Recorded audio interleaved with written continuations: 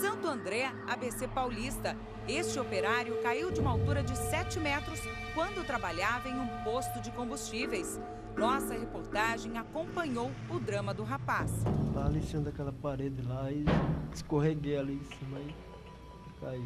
E agora vai começar, então, a imobilização das duas pernas do trabalhador, do Edivaldo. Provavelmente pode ter quebrado aí as duas pernas em razão da queda que sofreu, uma altura considerável. Acidentes durante o trabalho são mais comuns do que parece. E eles não acontecem só em obras, não. Veja esses flagrantes. São empregadas domésticas colocando a vida em risco. Em São Paulo, essa sai para fora da janela. Fica segura apenas pela rede de segurança. Ela está a 25 metros de altura no 7º andar. Esta outra se pendurou do lado de fora para limpar a janela. O vento fechou a porta e ela ficou presa. Teve que ser resgatada pelo Corpo de Bombeiros. Mas são os canteiros de obras os campeões em acidentes.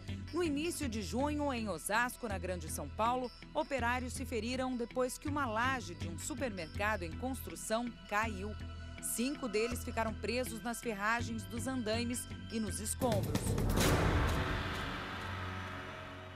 Segundo especialistas, a construção civil lidera o ranking de acidentes de trabalho. Para frear estes números, a lei exige o uso de EPI, equipamento de proteção individual, em todos os canteiros de obra. Mas mesmo assim, para trabalhar em prédios como este, é preciso uma avaliação médica específica para saber, por exemplo, se o funcionário tem problema com altura. Em 2010, em todo o Brasil, foram 886 acidentes, sendo 680 com ferimentos leves, 200 com algum tipo de sequela e 6 fatais. 10 anos atrás, esse resultado era bem maior, 52 mortes. Só em 2011, na capital paulista e Grande São Paulo, foram registradas 7 mortes. O despreparo da mão de obra é relativamente alto, né? É relativamente alto, e com esse despreparo vem o risco aumenta. De acordo com o diretor técnico do Sindicato dos Engenheiros de São Paulo, os acidentes mais frequentes e mais graves são as quedas, os soterramentos e eletrocuções. Engenheiros de segurança do trabalho conseguem desenvolver o seu trabalho de maneira a prevenir, antecipar e, via de regra, eliminar o acidente do trabalho. E são naquelas obras, literalmente, de fundo de quintal, que não entram nas estatísticas, os chamados puxadinhos, de onde vêm muitos casos.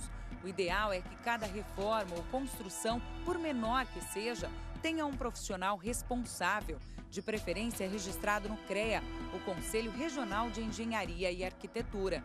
Em maio passado, um exemplo das consequências do improviso. Um homem ficou prensado depois que uma laje desabou sobre ele.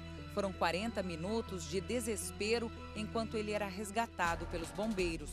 O dono da casa, que começou a obra sem planejamento algum, não resistiu aos ferimentos e morreu. E em algumas vezes, nem mesmo todo o equipamento de segurança é suficiente.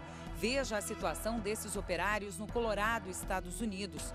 Eles estavam limpando a parte externa do prédio quando o andaime começa a ser jogado de um lado para o outro por causa do vento forte. Os 2 foram salvos pelos bombeiros que seguraram a grua por um dos buracos abertos na parede de vidro.